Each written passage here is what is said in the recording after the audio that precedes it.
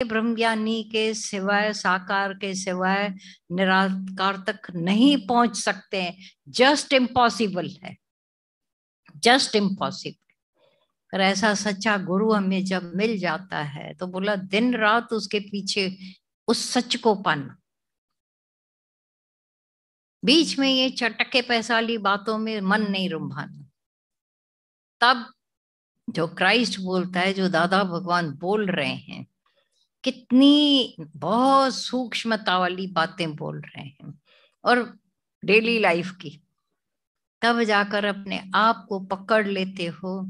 क्योंकि अपने आप को पकड़ने के सिवाय, बच्चा अपने को पकड़ता है तो परछाई को पकड़ा, परछाई के पीछे पड़े थे हम, हाथ में ही नहीं आती थी। ये सारा संसार परछाई की तरह हमारे हाथ में ही नहीं आ रहा था। और जब से इन्हें दुखोया हो गए, नहीं चाहिए कुछ भी इस पूरी सृष्टि में से। तुमको माल, असबाब, धन, पदार्थ, इच्छा, इज्जत, जो भी इज्जत, मोटी मोटी बुद्धि से तुम बोलते मुझे तो धन नहीं चाहिए, इज्जत तो चाहिए। एक आया दादा भगवान को, बोला दादा मेरे बेटे को समझाओ, चार आना तो इज्जत देवे मेरे को। सत्संगी था। दादा ने बोला 4 आना क्या 100 आना मिलेगी, पर गई कैसे है तुम्हारी इज्जत? किसने कैसे किसे, क्या बच्चों में अंदर में ऐसा पाप आया है, या तुम्हारी आदतों ने तुमको ऐसा बेइज्जती का लायक बनाया है? उसके अंदर सोच चली। मैंने कहा हाँ। उसने बोला बराबर मैंने अपनी इज्जत आप गंवाई है। दादा को उसको रियलाइज कराना था कि अगर इज्जत पाते हो तो अपनी सच्चाई की वजह से, नहीं तो अपनी नीच आदतों की वजह से तुम अपनी इज्जत आप गंवाते हो। तुमको नहीं चाहिए इज्जत, नहीं चाहिए। कोई ध्यान जाएगा? दिने दुख होया मिले तो पण और भी तकलीफ वाला है। खफे हो जाओ, मुझे प्यार मिल रहा है, मुझे साथ मिल रहा है, मुझे पैसे मिल रहे हैं, मुझे धन मिल रहा है, मिल रहा है, मना कर्जा चढ़ रहा है, कब उतारेंगे? एक ने बोला हो सकता है मैंने लास्ट टाइम दिया हो, लास्ट बर्थ में। क्या गारंटी है कि मैंने दिया हो? इसकी कौन सी गारंटी जो तुमने दिया था अभी ले रहे हो, चढ़ा रहे हो? कुछ भी चढ़ा लेते हो अपने ऊपर, बोझा है। और खाली अपने आत्मा में शांति में बैठ के आनंद लूटो। श्रवण भी, मनन भी, निध्यासन भी प्रेम पूर्वक होता रहता है, जीवन बदल जाती है।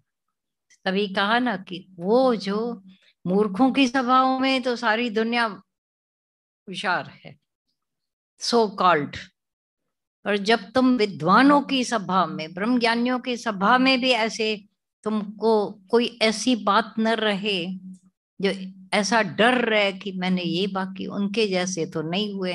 होता है सबको, शुरुआत में ऐसी सब होती रहती हैं बातें। ये सीनियर लोगों के आगे फिर हम लोग थोड़ा अपने आप को शाय फील करते हैं।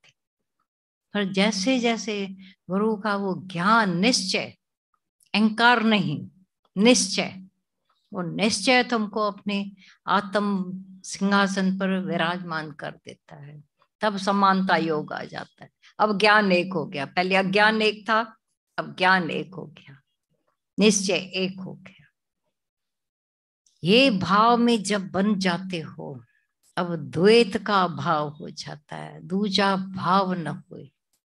दूसरे थे, तीसरे थे, किसको बड़ा, किसको शाहूकार, किसको छोटा, किसको मूर्ख, किसको गरीब, अनजान, सब ऐसा होता है। और यही भय देता है। भय क्यों होता है? भय, ये भेद बुद्धियां भय देती है हमेशा। ये भेद बुद्धियों में मेरे को कोई बड़ा माने, तो हर मूर्ख चाहता है मेरे को बड़ा माने। हर मूर्ख की एक इच्छा होती है मेरे को दूसरे बड़ा माने।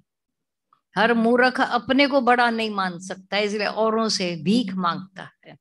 और वो पूरी नहीं हुई, क्रिटिसाइज करने में पहला नंबर मूर्ख होते हैं। सियाने तो फिर भी अपने में झांक लेंगे कि नहीं, कहीं मेरी मिस्टेक थी, और महामूर्ख महाशोर मचाने वाले हो जाते, अपने दुश्मन आप बनाते जाते हैं। लेकिन जो समझदार है वो आत्म भाव में रहकर मिलने से, बिछड़ने से कई कई बार अनेक बातें हो जाती है, जिन्होंने बहुत मदद की होती है उनका भी बिछड़ना हो जाता है। समा लेते हो, हर बात को अपने में समा कर और भी चढ़ते जाते हो।